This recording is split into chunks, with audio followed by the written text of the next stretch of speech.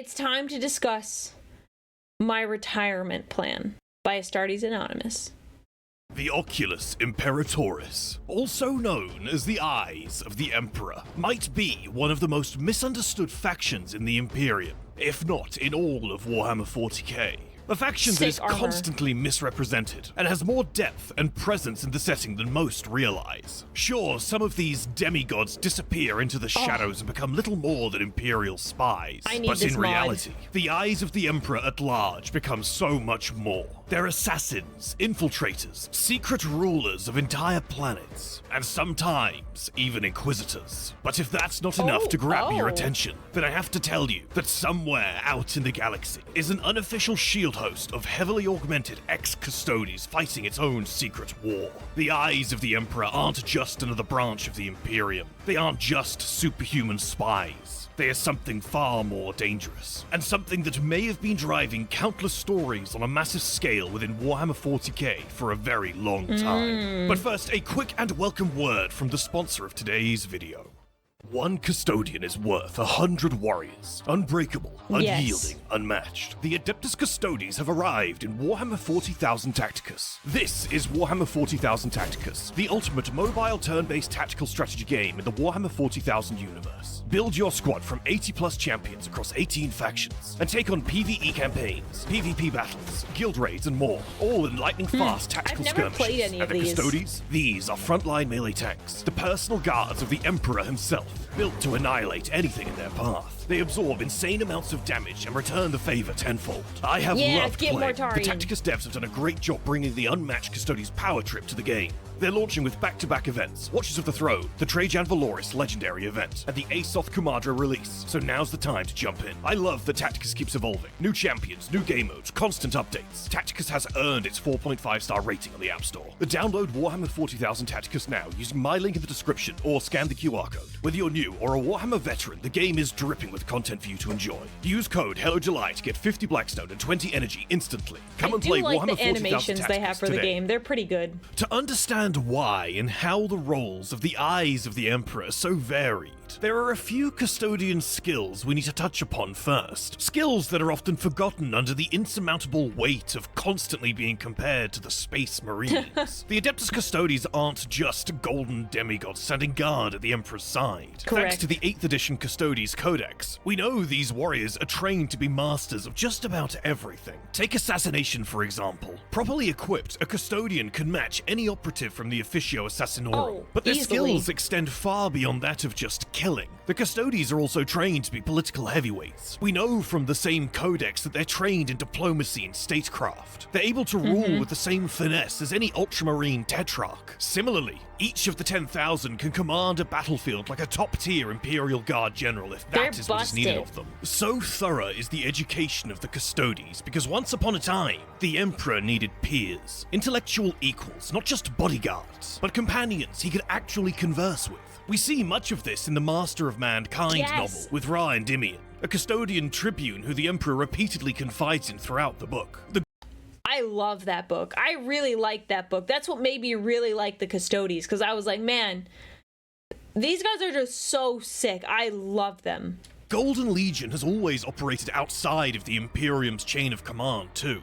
Neither the High Lords of Terror nor the Inquisition can bring them to heel through authority alone. And to top it off, they've got unfiltered access to the Imperium's deepest secrets. Even their minds are fortified. While they're not psychers or blanks, their 8th edition codex tells us that they're protected from the warp in ways we can't or won't be able to fully understand. This has been reflected in the tabletop games in various editions, where lone custodian commanders would be able to manifest various Deny the Witch tests to shut down enemy psychers without raising a sword or firing a bolt round. I love the that. 10,000 aren't just warriors, they're perfection made manifest. Their gene-crafted organs outperform even the most advanced cybernetics, as detailed in the 10th edition codex. That's how refined they are. Mod. Their creation is so immense that no bionic that exists within the Imperium could replace a part of custodian physiology without making that warrior less effective. And the custodian mindset too mirrors this innate necessitation of perfection. Thanks to a number of books, including Regent Shadow 2020, we know that their core philosophy is simple. If it were not possible to do a thing perfectly, then it should not be done at all. Ooh, yeah. Perfection isn't a goal or an aspiration for the Custodes, like it has been for the Emperor's children and the Iron Hands. It's the standard, the baseline. Anything less simply isn't worthy of their Correct. undertaking or acknowledgement. Now, we must move on to the first major misconception of the eyes of the Emperor. Though I say misconception, I believe it's more of a collective gross overstatement by the community, to be exact. There's this widespread belief that becoming an Eye of the Emperor is just what happens when a custodian gets old and starts to slow down. And yes, some eyes are older custodians who've served for centuries or millennia and have Right. finally begun That's to feel true. the weight of time upon their shoulders. But there's a few hints in the lore to tell us they're not the majority. A big factor here is augmentation. The 10th edition Custodes Codex reminds us that a custodian's organs are superior to any cybernetic implant. Nothing, no augmetic or piece of tech can match their handcrafted biological perfection. When those organs are damaged beyond natural recovery, or when injury forces even minor augmetic replacements, that perfection is compromised. This is why there are literally no Custodes models for the tabletop game that have any true bionics. At this moment That's a in fair time, point. I there's hadn't only thought about two that. official depictions of an Eye of the Emperor. One found in the 8th edition Adeptus Custodes Codex, and the other in the 10th. The one in the 8th doesn't show a withered old warrior. Instead, it shows a figure almost entirely rebuilt with cybernetics. And that's no accident. Oh. The same codex notes that custodians tire not from age, but from injury, lost limbs, artificial eyes, augmetic organs. These imperfections don't kill them, but they erode the physical perfection that defines them. For many, it's this mechanical intrusion, not the passing of centuries, that marks the beginning of their path as an eye. Though I will freely admit the 10th edition depiction doesn't show an eye covered in cybernetics, but is instead a custodian so covered in robes that one can't identify much beyond the eyes. For a custodian, their philosophy of perfection, of serving the Emperor with an ideal body and an ideal mind, is a really big deal. If their body or mind no longer reflects that ideal, they don't just push through it, they step aside. And that's where the eyes come in. They're not For arrogant. some, becoming an eye is a way to continue serving in a manner befitting their current form. We know from the 8th edition codex that when a custodian deems himself unfit for frontline service, he returns his war gear to the Hall of Armaments and disappears into the galaxy in hooded black robes. It's a quiet, almost monastic rite of passage.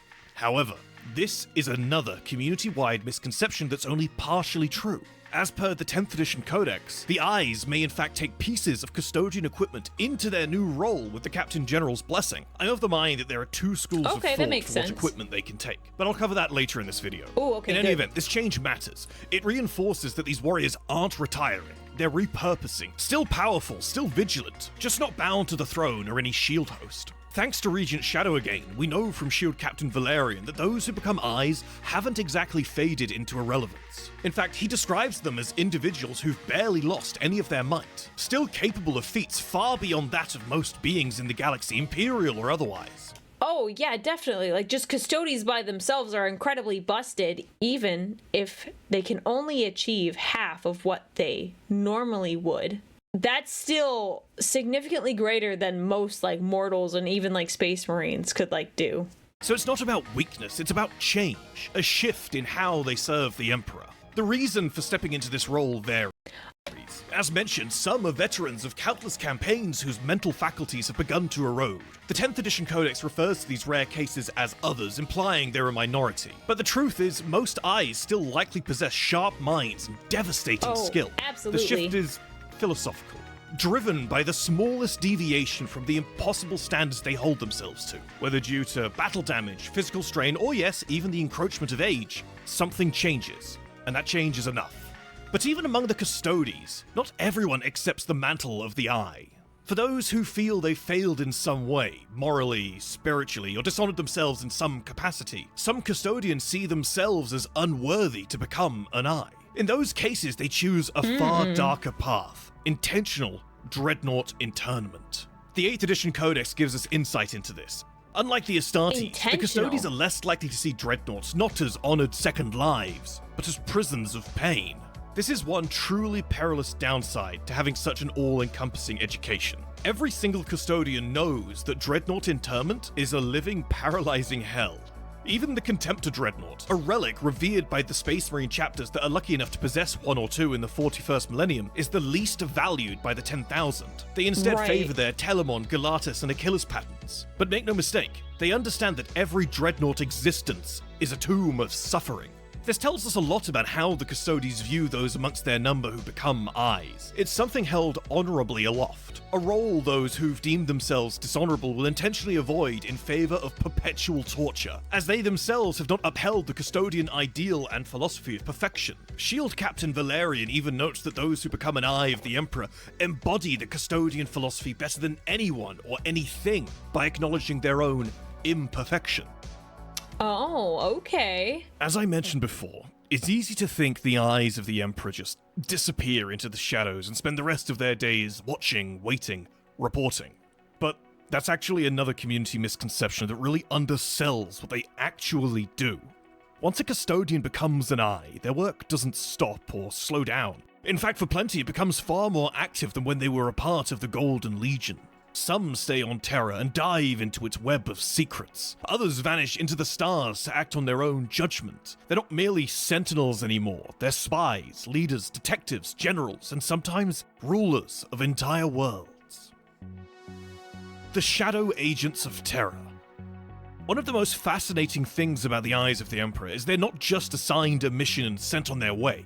They actually get to choose how they serve as an eye. And that's not speculation either. That's really we cool. know from Regent Shadow 2020 that when a custodian becomes an eye, they're given the freedom to decide how best to continue serving. It could mean vanishing into the void, roaming the stars alone like a golden ghost.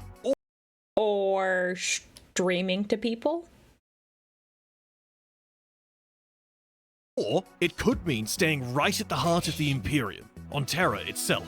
Take Oculus Imperatoris Kaluin, for example. He's one of the very few named eyes we've got in the lore, and the novel tells us that he chose to remain on Terra as part of the Custodes' vast hidden spy network. Considering Terra's status, not just as head of the Imperium, but as one of the most overpopulated and volatile hive worlds in existence, it makes a lot of sense that multiple eyes would stay close. And Kaluin himself? He's ancient. So old that Shield Captain Valerian barely understands the form of High Gothic he speaks, ostensibly a language from another time.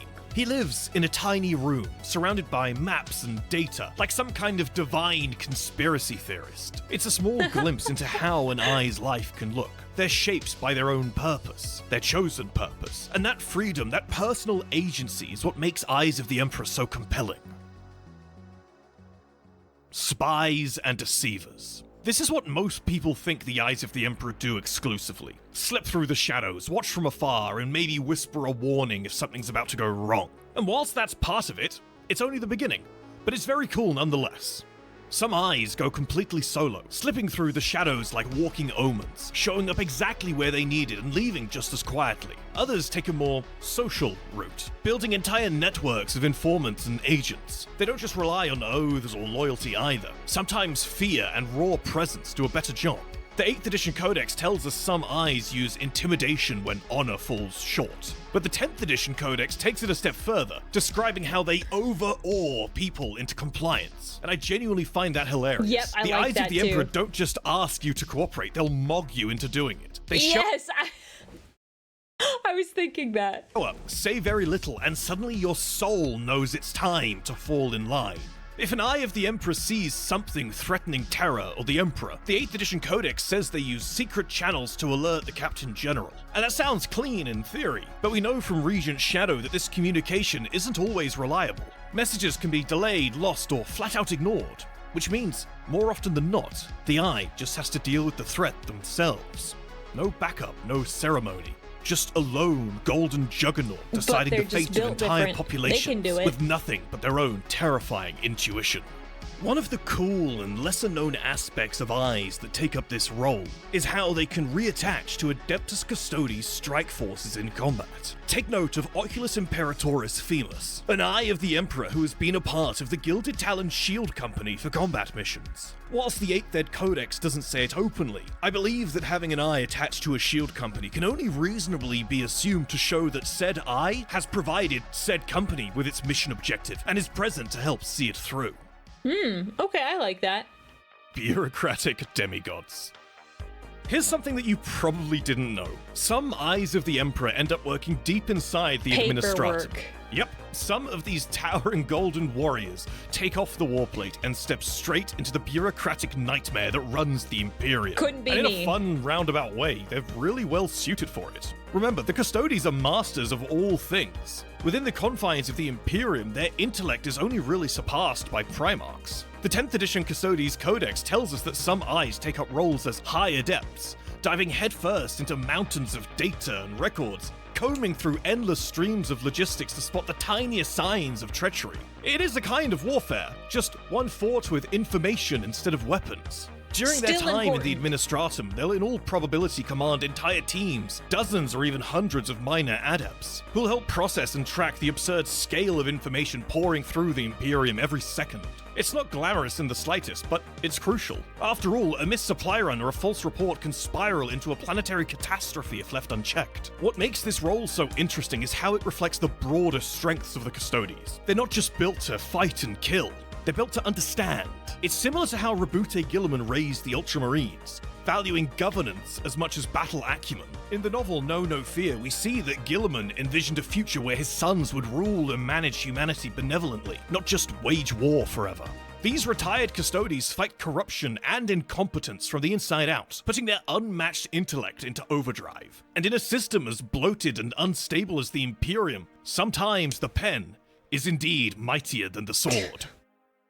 That's a bit cheesy. Bit cheesy. Doomslayers, warlords, Ooh, generals. yes. Yes. Not every eye of the Emperor fades into shadow or slips into the bureaucratic grind. Some of them go full Doomslayer. From what we can gather in the 10th edition Codex, there's a strong implication that some eyes choose a far more direct approach, seeking out war zones or hostile regions they can handle alone and just go to work. Just one demi-god of war ripping and tearing until the problem is solved. It's not spelled out beat for beat, but it's pretty clear that some eyes take the fight to the enemy in the most brutal and straightforward way possible. But not all of them operate as lone wolves. The same codex suggests that eyes can step into the role of generals, commanders who take to the field alongside Imperial forces, be it some militia or the Imperial Guard. The idea of an eye inspiring battered guardsmen to rally and counterattack is entirely in line with how these warriors think. They're commanding presences, capable of turning panic into fury and retreat into defiance. This mix of roles, brutal executioner or rallying leader, really shows how flexible the eyes are in their methods. They're not locked into any one way of fighting or serving. Once they're outside the structure of the 10,000, they choose what they believe is most needed. Sometimes that's quiet observation. Other times it's turning a battlefield into a butcher's yard, or stepping up to lead when no one else can. That freedom to decide how to wage war on their own terms is hands down one of my favorite things about this underrepresented faction. No, that is true. That's fair. I wouldn't have thought that they could pick what they wanted to do, but they could also be versatile. They could like change at any moment what they decide to do and how they do it. Planetary rulers in Nihilus. One of the wildest bits of lore around the eyes of the Emperor in the new Codex comes from the aftermath of the Great Rift, when the galaxy tore in half and communication with huge swathes of the Imperium was lost. A lot of custodians operating as eyes got stranded on the wrong side, in Imperium Nihilus. And, as you might have guessed, they haven't been idle. We know that some of these stranded eyes witnessed entire worlds slipping into corruption, planetary governors going rogue, systems falling into chaos, all of it playing out with no one from Terra able to respond. So what did the eyes do? They took over. More than one world in Imperium Nihilus is being entirely run by an eye of the Emperor. It's very ultramarine coded, but the truth is, the eyes will often find themselves in situations where they are just outright the most qualified person to do a job, and this is no different. These are beings trained not just for combat, but for diplomacy, governance, philosophy. So when everything else falls apart, they can step in and hold the line, not just on the battlefield, but across an entire planetary system. Becoming an Inquisitor. This is By interesting. now, it should be pretty clear that the eyes of the Emperor are so much more than silent watchers or shadowy informants. Thanks to the 10th Ed Codex, we know they're not just spies or spy masters. They can become almost anything the Imperium needs them to be. Some become assassins, moving through the galaxy, eliminating threats before they can spread. Others take a more subtle approach, working as saboteurs, raiders, or architects of misinformation campaigns. The Codex even mentions that some eyes have formed and led what can only be described as private military forces, hiring mercenaries, working through intermediaries, and running black ops outfits that answer only to them. And yes, in some cases, eyes have spent time masquerading as cult leaders, guiding religious armies like zealot demagogues in the Emperor's name. But my personal favorite, the eyes who become inquisitors. It's said in the 10th Ed Codex that eyes have taken on this role, and it's Interesting. perfect. Who's going to question it? They already answer only to the Captain General, the Emperor, and possibly Rabute Gilliman himself, the three most powerful men in the Imperium. An eye posing as an Inquisitor can pull rank on practically anyone. And better Absolutely. still, most never even reveal themselves. Many operate entirely through intermediaries, voxes, or shell agents, so their true identity is never uncovered by their enemies or allies. I was gonna say, I was like, oh, but they're kind of big. How did they get away with that? That's how. But some, in more intimate circumstances, will reveal the truth to a trusted retinue, so their agents know they serve not just any master, but a custodian, an emissary of the God Emperor himself. Which brings me to my favorite little theory. If you've been playing Warhammer 40,000 Darktide, Yes. you probably know about Interrogator Rannick, this no-nonsense, sharp-tongued officer who looks like Gary Oldman in The Fifth Element. He works directly under Inquisitor Grendel, a figure we know practically nothing about. The game goes out of its way to make Grendel mysterious. No one knows what he looks like, no one knows where he came from, and even his closest operatives only get vague instructions filtered through layers of command. Now here's the fun bit. Grendel doesn't operate like a typical Inquisitor. He's got a whole army on standby. His commandeered ship is full of rogue traders, interrogators, and the Mobian 53rd, a full guard regiment under Commissar Duquesne. That's not a retinue, it's a war machine. He's also got agents like the spy Swagger working under him, folks who definitely I don't like fall this into theory. the honorable category. It's a weird ragtag force, and Grendel holds it all together wordlessly from the shadows. We get even more in the Darktide Miniatures Game Rulebook 2024, where it says Grendel tasked an interrogator, one we never see in the video game, with investigating the Cold Iron Stack while he would personally oversee the rooting out of corruption throughout the entire Hive City. That doesn't sound like the job of a guy sitting in a command chair. No. That sounds like someone who's boots on the ground, someone capable of operating alone, eliminating love high-value this. threats in person, someone like an eye of the Emperor. So here's my theory. Grendel is an eye. He's operating under a false name. Or maybe Grendel is his real name. After all, Custodes take their spoken name from ancient human myth. Yeah. Grendel being a respelling of Grendel from the story of Beowulf fits perfectly. He's answering to no one but the Captain General and running a shadow war across Hive Tertium with a scale and subtlety that fits everything we know about what the eyes can do. He stays hidden because his presence alone would upend the balance of command. And while the game's rejects are off handling smaller missions, Grendel is down there in the depths, probably going full Doomslayer on whatever nightmare is brewing. It fits too well. And if it turns out to be true, it would be one of the coolest lore drops in recent memory. I hey. agree. That's just a theory. A game theory.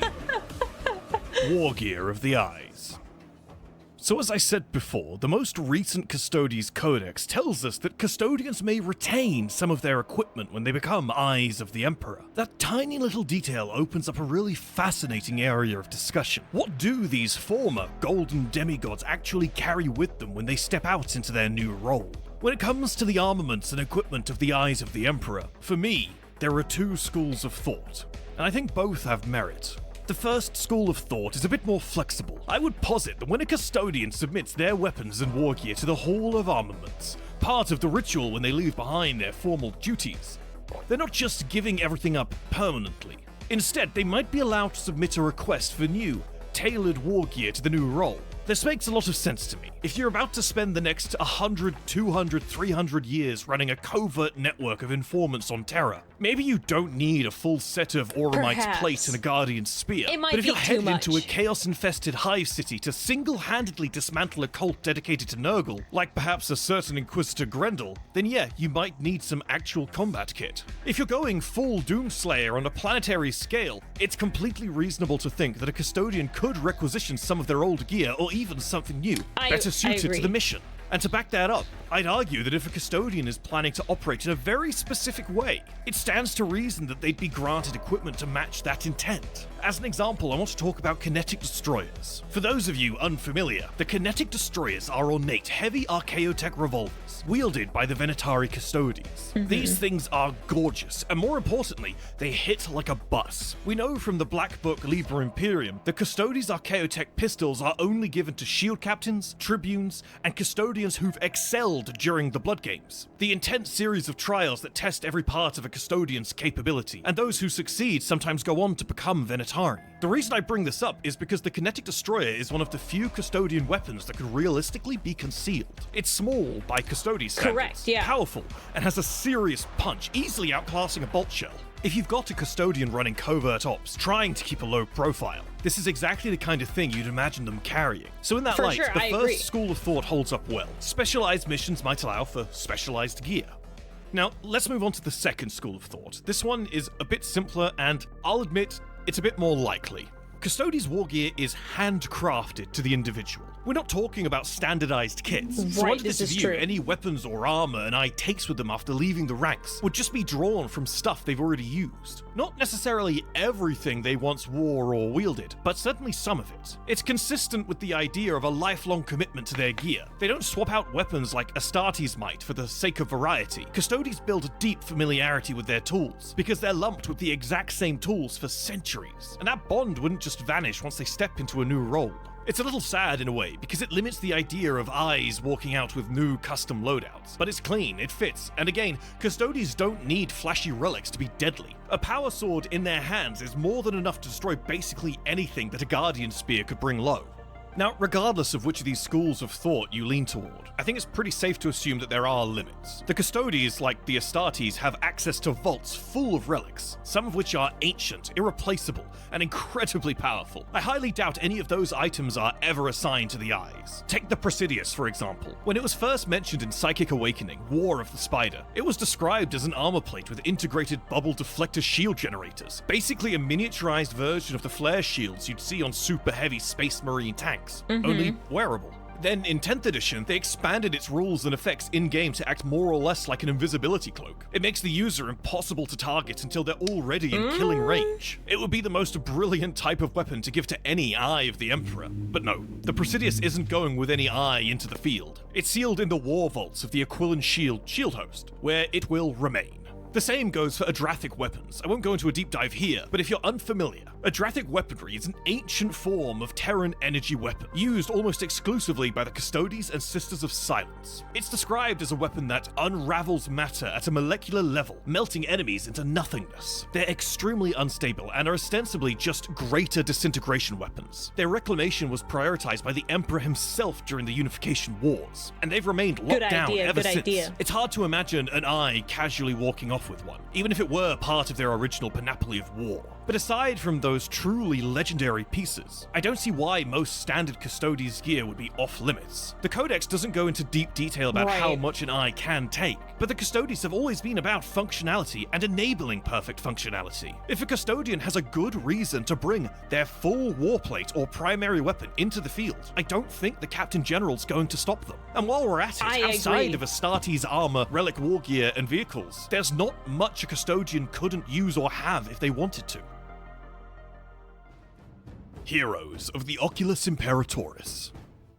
For some Custodians, their time as Eyes of the Emperor may well end up being the most defining part of their entire existence. Which, when you're part of the Golden 10,000, is saying a lot. The 10th edition Codex makes it clear that there are Eyes who served not for decades, but for centuries and even millennia. And in a few cases, we get names. 3 to be precise. First up is Cheleda Zingria. who's described as a profound martial philosopher, which immediately makes me picture some terrifying blend of Sun Tzu, Bruce Lee, and a demigod with a halberd. It's such a Ooh, I vague, dig evocative title, but it screams mastery. The philosophy of violence, war as art, the custodian martial katars as living scripture.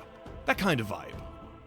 Then there's Xenobari Metmaxus, a former Blade champion. We don't get a lot of detail on him, but the title tells us a lot. Blade champions are rare, even among the custodies. They wield Archaeotech Vault Swords. They're masters of every known form of melee combat, and embody the martial katars like no one else. These are the kinds of warriors who either cleave through entire armies solo, or go straight for the enemy's biggest, baddest warrior and take them down in single combat. So whatever Xenobari is doing as an eye now, I'm guessing it's a lot less spy stuff, and a lot more ripping and tearing until it is done.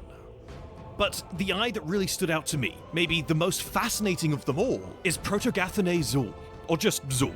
To get why he's so interesting, you need to understand what a custodian lock warden is. So here's a quick version. There's a shield host within the custodies called He's the got it Shadow covered. Keepers. Their job is guarding the dark cells, massive eldritch vaults beneath the Imperial Palace that contain horrors you can't begin to imagine. And when those horrors escape, it's the Shadow Keepers who are sent to get them back. Now, the lock warden is the custodian who leads the Shadow Keepers, the one who gets called when something too dangerous for normal forces breaks loose. The current lock warden is a man named Borsa Thirsk, really and he's held the cool. role for nearly 2 centuries. But Zul was a lock warden long before Borsa, potentially thousands of years before him, and now he's an eye of the Emperor. He's been one for so long that he's almost certainly outlived multiple generations of lock wardens. Think about that for a moment. The kind of experience this guy must have, the stuff he's seen. He's been hunting and containing warp-spawned nightmares since before a lot of Imperial worlds even had names. The only other person who's probably encountered as many demonic or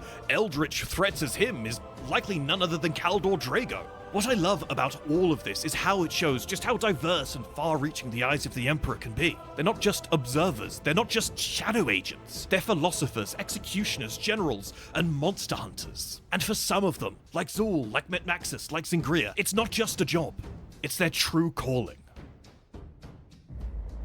There's one last bit of lore from the 10th edition Custodes Codex that blew me away.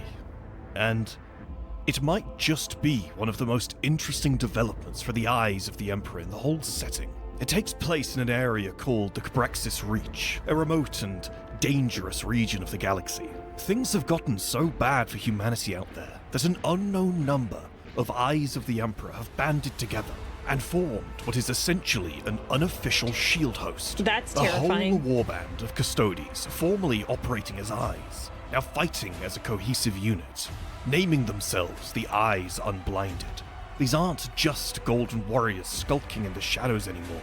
They're in full Auramite warplate, black robes, likely heavily augmented with cybernetics, and are throwing themselves headfirst into battle against full-blown heretic incursions. The Codex specifically says they're wearing golden armor, which is a really important detail. It confirms that the Eyes of the Emperor can retain their warplate, not just their weapons. That alone opens a ton of doors for what Eyes of the Emperor might look like in the field. But more than that, it's crazy to think that there's a force of post-human, heavily augmented ex-custodians out there who, visually, probably look a lot like the Iron Hands, but golden, with these great black robes. It's one of those little lore drops that hints at something way bigger. If Games Workshop ever decides to explore Cabrexis Reach further, or give us models for the Eyes Unblinded, I think I'd lose my mind. That. Because right now, somewhere, in the darkest reaches of the Imperium, there's a group of golden demigods absolutely tearing into the worst Chaos has to offer. Thank you all so much for watching. And remember to click the link in the description or to scan the QR code on the screen to download Warhammer 40,000 Tacticus now. Very for cool. the Emperor. Behind every paragraph and reference in these videos, there's a mountain of research, editing. Yes. Go follow, go like. Let me link you guys the video.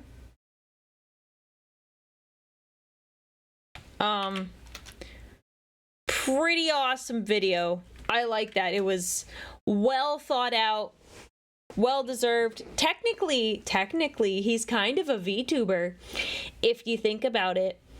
He's a PNG tuber, so he's technically technically he's a VTuber.